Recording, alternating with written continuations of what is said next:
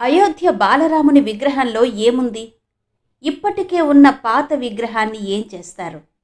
రామయ్యకు ఏర్పాటు చేసిన సూర్య తిలకం అంటే ఏంటి? రామయ్యకు వస్తున్న వింత కానుకలు. అయోధ్య రామాలయం మెరిసిపోతోంది. దేశంలో ఎక్కడ చూసినా అయోధ్య రామాలయ ప్రారంభోత్సవం గురించిన చర్చే. అయోధ్య రామమందిరంలో ప్రతిష్ఠించబోయే రామ్లల్లా విగ్రహానికి చాలానే ప్రత్యేకతలున్నాయి. అయినా ముఖ్యంగా చెప్పుకోవలసిన ప్రత్యేకత ఒకటుంది. ఈ విశేషాలన్నీ ఈ వీడియోలో చూద్దాం. అలాగే రామమందిర నిర్మాణంలో ఒకటా రెండా ఎన్నెన్నో విశేషాలు, అందులో కొన్ని ఈ వీడియోలో ముచ్చటించుకుందాం. వందల ఏళ్లుగా రామభక్తులు ఎదురు చూసిన ఘట్టం మరికొన్ని గంటల్లో కనుల ముందుకు రాబోతోంది. మరికొద్ది గంటల్లో రామయ్య జన్మభూమి అయోధ్యలో రామాలయం అంగరంగ వైభవంగా ప్రారంభం కాబోతోంది. ఈ సందర్భంగా విద్యుత్ వెలుగుల మధ్య సర్వాంగ సుందరంగా ముస్తాబైన ఆలయ వీడియోను శ్రీరామ జన్మభూమి తీర్థ ట్రస్ట్ ట్విట్టర్లో షేర్ చేసింది. ఆలయంలో రాములవారు బాలరామునిగా భక్తులకు దర్శనమివ్వనున్నారు. దీనికి సంబంధించి రాములవారు గర్భగుడిలో ఉన్న మొదటి చిత్రాన్ని ఆలయాధికారులు విడుదల చేశారు. శ్రీరాముడు 5 సంవత్సరాల వయసు కలిగి నిలబడి ఉన్న భంగిమలో స్వామివారి విగ్రహం ఉంది. దీనిని మైసూర్కు చెందిన కళాకారుడు అరుణ్ యోగిరాజు చెక్కారు. ఈ విగ్రహం ఎత్తు 51 అంగుళాలు. ప్రస్తుతం రాముని విగ్రహం మొత్తాన్ని పరదాతో కప్పి ఉంచారు. గురువారం తెల్లవారుజామున మంత్రోచ్చారణల మధ్య రామ్లల్లా విగ్రహాన్ని గర్భగుడిలోకి చేర్చారు. బాలరాముడి విగ్రహం ఇంటర్నెట్లో ఇప్పటికే బాగా వైరల్ అయింది కదా. మరి ఆ విగ్రహంలో ప్రత్యేకత ఏంటో తెలుసా? విగ్రహం చుట్టూ శ్రీ మహావిష్ణువు దశావతారాలను రూపకల్పన చేశారు. రామయ్య విగ్రహంలో కుడివైపు మత్స్య కూర్మ వరాహ నారసింహ వామన అవతారాలు, ఎడమవైపు పరశురాముడు, రాముడు, కృష్ణుడు, బుద్ధుడు, కల్కి విగ్రహాలు, పాదాలకిరువైపులా హనుమంతుడు, గరుడ విగ్రహాలు ఉంటాయి. రామయ్య కాలు కింద కమలం ఉంటుంది. విగ్రహం పైభాగంలో స్వస్తిక్, ఓం, చక్రం, సూర్యుడి విగ్రహాలుంటాయి. విగ్రహం మొత్తం 200 కిలోల బరువు ఉంటుంది.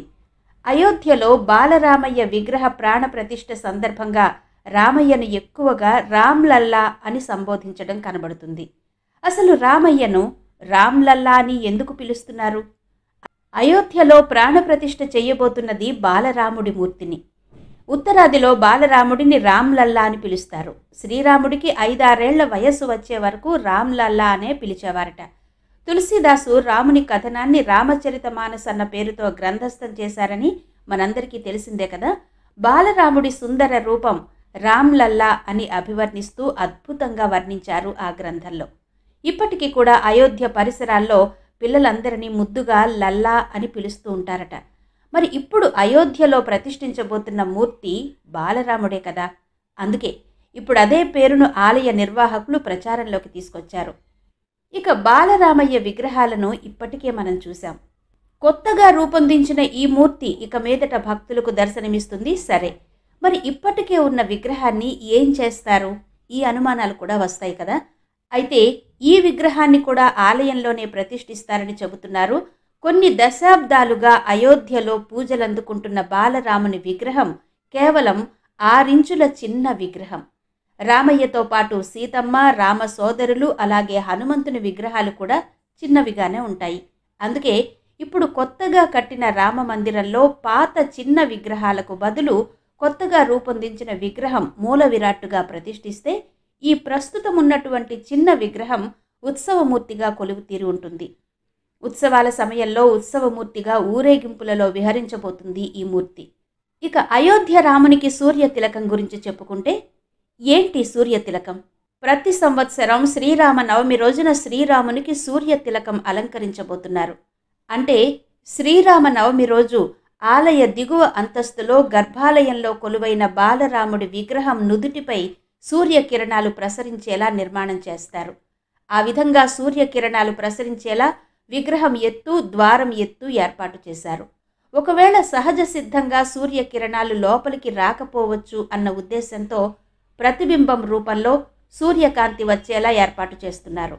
ప్రతి సంవత్సరం శ్రీరామనవమి రోజున మధ్యాహ్నం 12 గంటలకు మొదలై 6 నిమిషాల పాటు సూర్యకిరణాలు గర్భగుడిలోని రామయ్య విగ్రహం నుదిటిపై ప్రసరించేలా ప్రత్యేక ఏర్పాట్లు చేశారు.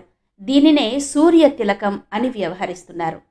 ఇక మరికొన్ని గంటల్లో అయోధ్య రాములోరి విగ్రహానికి ప్రాణప్రతిష్ఠ జరగబోతోంది. ఈ సందర్భంలో చాలామందికి ఒక సందేహం వస్తుంది.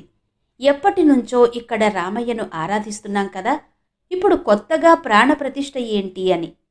ప్రాణప్రతిష్ఠ అనేది దేవాలయాల్లో పూజలు చేసే ప్రతి విగ్రహానికి తప్పనిసరిగా నిర్వహించే ఒక వేడుక. కొత్తగా ఆలయం నిర్మించినా లేదంటే పాత ఆలయంలోనైనా విగ్రహాన్ని కొత్తగా ఏర్పాటు చేస్తున్నా, ఆలయాలు పునర్నిర్మించినప్పుడు, విగ్రహాలను మారుస్తున్నప్పుడు ఇలా ప్రాణప్రతిష్ఠ నిర్వహిస్తారు. ప్రతిష్ఠిస్తున్న విగ్రహంలోకి దైవశక్తిని ప్రవేశపెట్టడమే ప్రాణప్రతిష్ఠ. ఇక రాములవారు ప్రాణప్రతిష్ఠ జరుపుకుంటున్న శుభ తరుణంలో దేశ విదేశాల నుంచి ఎన్నో వింతైన వినూత్నమైన కానుకలొచ్చి చేరుతున్నాయి.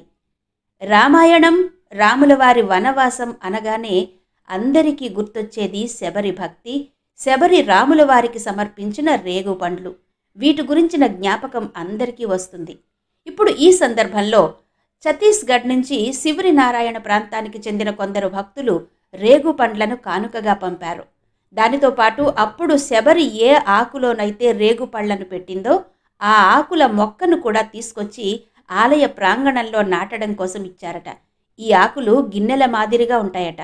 ఇక సీతమ్మ జన్మస్థలం సీతామఢి నుంచి కూడా భారీగానే కానుకలందాయి. సీతామాత ఆవిర్భావ స్థలమైన బీహార్లోని సీతామఢి నుంచి ధన ధాన్య కనకాది వస్తువులతో పాటు దుస్తులు, కొత్త జంటకు కావలసిన గృహోపకరణాలు ఇలా చాలానే ఉన్నాయట ఆ కానుకలు. ఇక రామయ్య నూతన గృహప్రవేశానికి రామయ్య అత్తింటి నుంచి కానుకలు రాకపోతే ఎలా? అందుకే రామయ్య అత్తిల్లు నేపాల్లోని జనక్పూర్ నుంచి కూడా భారీగానే కానుకలొచ్చాయి. నేపాల్లోని జనక్పూర్ నుండి వెండి పాదుకలు, ఆభరణాలు, దుస్తులు ఇంకా 3,000కు పైగా కానుకలు అయోధ్య రామయ్యకు అందాయి. గుజరాత్లోని వడోదరి వాసి అయిన విహా భర్వాడ్ 108 అడుగుల పొడవు, 3.5 అడుగుల వెడల్పు ఉన్న అగర్బత్తీని తయారు చేయడం జరిగింది. దీని బరువు సుమారు 3,610 కిలోలున్నట్టు సమాచారం. అంతేకాకుండా గుజరాత్లోని అహ్మదాబాద్ నుంచి 44 అడుగుల పొడవైన కంచు ధ్వజస్తంభం, మరో 6 చిన్న ధ్వజస్తంభాలు కూడా అయోధ్యకు చేరుకున్నాయి. ఇక పాక్ ఆక్రమిత కాశ్మీర్లోని శారదాపీఠ్ నుంచి పవిత్ర జలం, పవిత్ర మట్టి, శిలలు వచ్చాయి. వీటిని శ్రీరాముడి ప్రాణప్రతిష్ఠ కార్యక్రమంలో వాడతారని చెబుతున్నారు. ఇక అయోధ్య రామయ్యకు తిరుమల శ్రీవారి నుంచి 1,00,000 లడ్డూలు కానుకగా చేరాయి. తిరుపతిలో ప్రత్యేకంగా తయారు చేయించిన ఈ లడ్డూలు తిరుపతి ఎయిర్పోర్ట్ నుంచి ప్రత్యేక కార్గో ఎయిర్క్రాఫ్ట్ ద్వారా అయోధ్యకు పంపారు.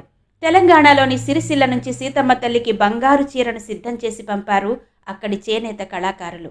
సీతారామచంద్రునికి సుమారు 1.03 కోట్ల విలువైన బంగారు పాదుకలను హైదరాబాద్ నగరానికి చెందిన అయోధ్య భాగ్యనగర సీతారామ ఫౌండేషన్ అందిస్తోంది. భారీ బంగారు తాళం చెవి, భారీ బంగారు నగార, వజ్ర వైఢూర్యాల నగలు, 500 కేజీల బరువైన గంట, వడోదరలోని నాగర్కు చెందిన 25 మంది వృత్తి పనివారు 3 నెలల పాటు రాత్రి పగలు విశ్రాంతి లేకుండా పనిచేసి 56 అంగుళాల వెడల్పున్న నగారాను బంగారు వెండితో చేసి అయోధ్యకు పంపారట. దీనిని ఆలయ దిగువ అంతస్తులో ప్రవేశ ద్వారం వద్ద పెట్టనున్నారు. ఇలా 1, 2, 100, 1000 వేల కానుకలు అయోధ్య రామయ్య సన్నిధికి చేరుతున్నాయి. మరి అయోధ్య రామ మందిరానికి సంబంధించి మరికొన్ని విశేషాలు మరో వీడియోలో తెలుసుకుందాం. అంతవరకు సెలవు, నమస్తే.